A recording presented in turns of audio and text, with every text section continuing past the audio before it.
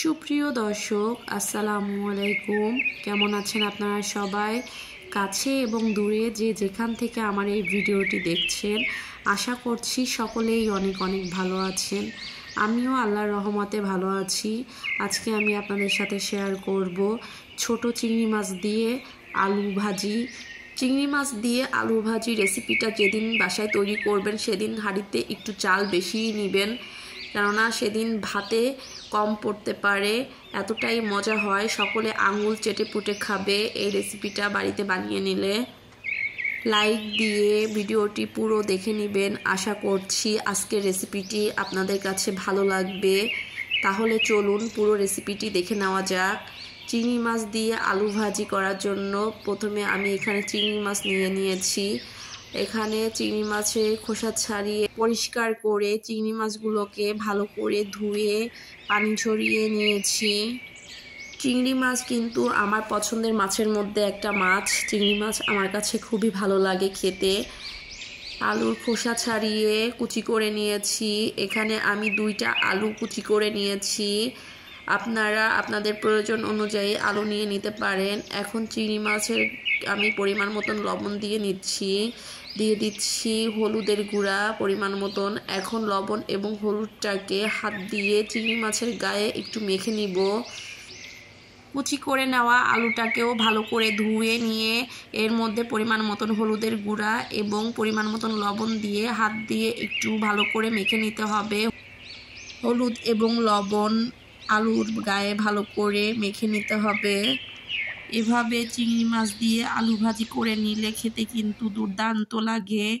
চুলাতে একটা পাত্র বসিয়ে দিয়ে এর মধ্যে দিয়ে দিব পরিমাণ মতন সয়াবিন তেল। তেলটাকে একটু ভালো করে গরম করে নিয়ে এর মধ্যে আমি হলুদ এবং লবণ দিয়ে মেখে রাখা চিংড়ি মাছগুলো দিয়ে দিব।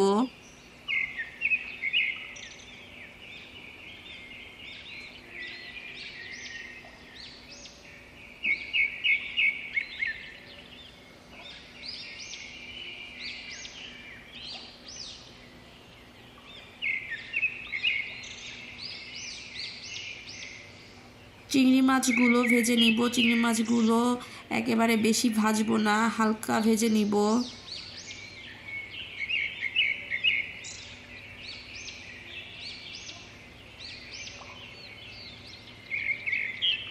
চিংড়ি মাছগুলো ভেজে নিয়ে একটা পাত্রে তুলে নিব।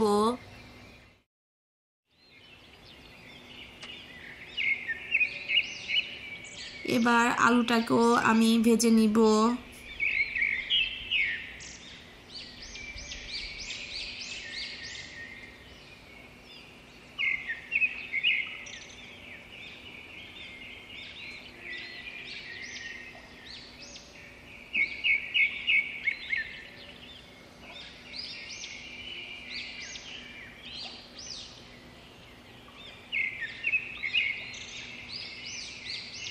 আলুটাকে ভালো করে ভেজে নিয়ে এখন একটা কড়াইতে আমি দিয়ে দিচ্ছি পরিমাণ মতন তেল।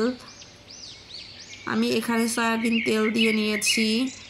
তেলটাকে একটু গরম করে নিয়ে আমি এখানে দিয়ে নিচ্ছি পেঁয়াজ কুচি। এখানে আমি হাফ কাপ পেঁয়াজ কুচি দিয়েছি। পেঁয়াজটাকে একটু ভেজে নরম করে নিব। পেঁয়াজটা যখন নরম হয়ে যাবে তখন এর মধ্যে দিয়ে দিব আমি কাঁচামরিচ। আমি এখানে 3টে কাঁচামরিচ মাঝখান থেকে একটু কেটে নিয়েছি।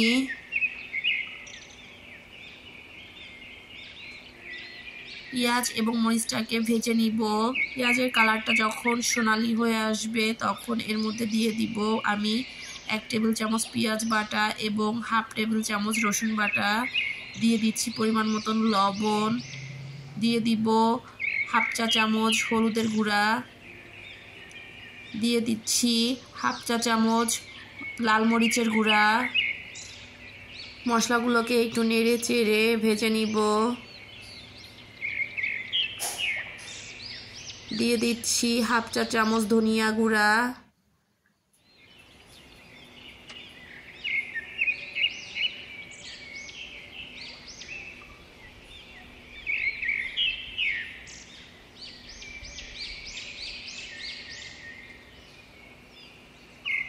মশলাটাকে কিছুক্ষণ ভেজে নিয়ে এর মধ্যে আমি দিয়ে দিচ্ছি সামান্য পরিমাণের পানি। পানিটা দিয়ে আমি মশলাটাকে আরও কিছুক্ষণ কষিয়ে নিব।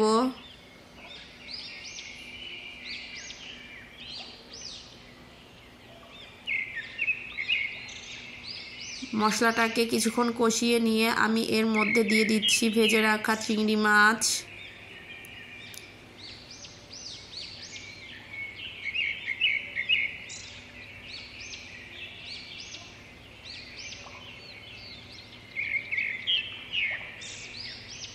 দিয়ে নিচ্ছি ভেজে রাখা আলু।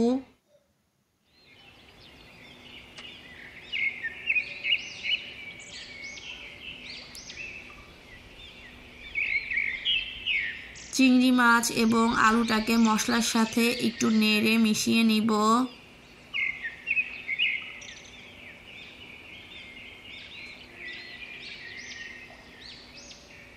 এখন দিয়ে দিব পরিমাণ মতন পানি।